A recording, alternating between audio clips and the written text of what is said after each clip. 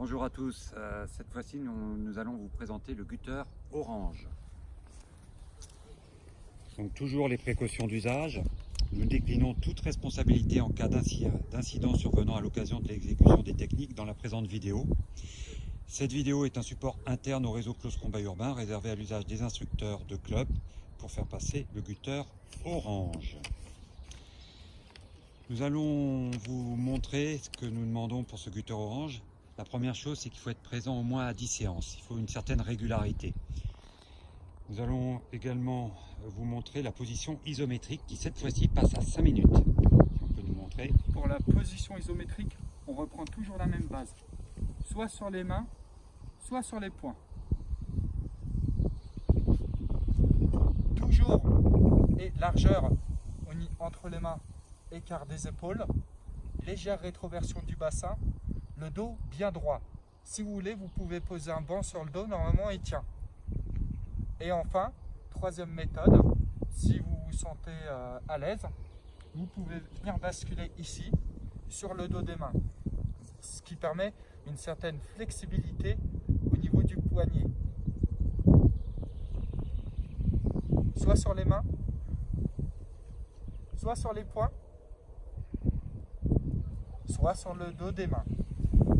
Sur les poings, n'oubliez pas, il faut que ce soit les deux premiers kento qui tiennent la position.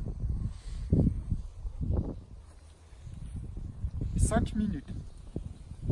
Maintenant, on va vous expliquer. Nous désirons que les personnes fassent 10 pompes.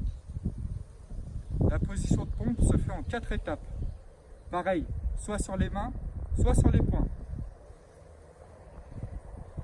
Quand on se met sur les poings, laissez toujours votre pouce sur le côté, jamais rentrer, jamais prendre appui dessus. Ça va vous abîmer l'articulation.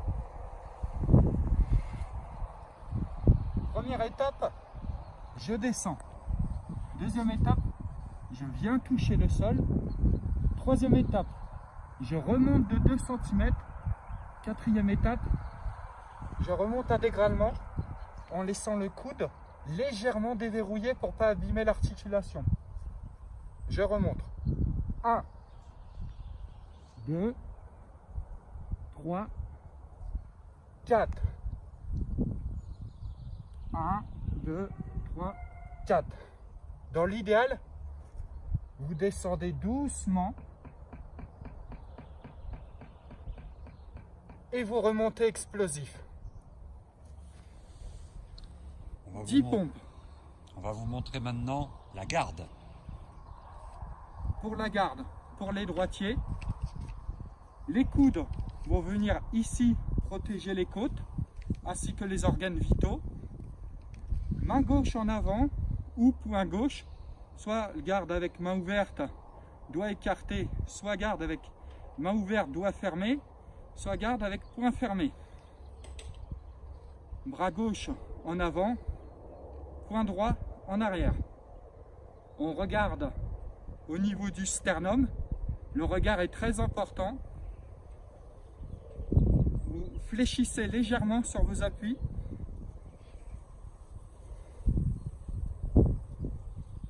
Et vous êtes prêt. On va vous montrer maintenant le plaquage au sol. Le plaquage au sol est un geste élémentaire de survie. En cas de problème, en cas de fusillade, il vous permet rapidement de protéger toute la surface aérienne que vous laissez. Les mains viennent prendre la place des pieds et vous allez reculer violemment le bassin en arrière afin de vous mettre au sol. Ici, très important, angle à 90 degrés. Pour protéger le triangle génital, masculin ou féminin, ça fait mal à tout le monde. Et ensuite, pour pouvoir permettre de repartir. Soit en rampant normalement, soit par un rampé glissé. Donc ici, plaquage au sol. Et le regard important, je regarde à droite, je regarde à gauche. J'écoute mon environnement, j'écoute ce qui se passe pour prendre la meilleure direction de fuite possible. Attention, si vous portez sur vous un sac à dos ou une sacoche dans le milieu civil quand vous vous baladez dans la rue.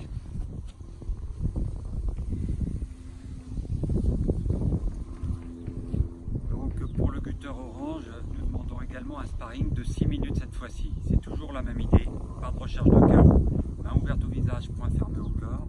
L'idée c'est d'accepter une fois de plus de donner des coups et d'en recevoir de manière sportive bien évidemment. Pour ce Gutter Orange, 2 piliers vous demandent. On vous remonte le téléphone et ensuite ça sera le Jin Jab, donc le téléphone. Situation initiale, un individu qui va m'agresser. Pareil, je me mets en garde, main ouverte. Première étape, je viens claquer au niveau des oreilles avec la paume de ma main. Deuxième étape, je reviens en donnant un coup de tête. Je me remets en garde, soit coup de genou, soit coup de pied ou coup avec le tibia à l'entrejambe en fonction de la distance que vous avez. Deuxième pilier très important, le Jin Jab. Le Jin Jab, comment l'utiliser? Premièrement, par surprise. Deuxièmement, quand vous êtes à distance assez rapprochée, distance courte de votre adversaire. Donc, première étape, 1. Je viens saisir ici au niveau du coude, pas au niveau du poignet, pas au niveau du biceps ou triceps, et pas en dessous le coude, bien au niveau du coude afin de bloquer, d'immobiliser son bras. Et en même temps, je viens pousser le menton pour créer une clé de cervicale qui va l'amener au sol. Deuxième étape, je viens basculer ma jambe, donc mon genou, puis je viens chercher son deuxième pied, tourne-toi. Troisième étape, je fais une rotation vers l'extérieur afin de l'amener au sol. Ici maintenant, libre à vous, coup de genou dans les côtes, coup de genou en tirant bien sur le bras, gardez le contrôle du bras et ensuite coup avec le pied pour finaliser. Je vous remontre. Donc ça fait 1, 2, 3. 1, 2, 3. Surtout, gardez le contrôle du bras. Voilà, on vous remercie d'avoir visionné cette vidéo et bon entraînement.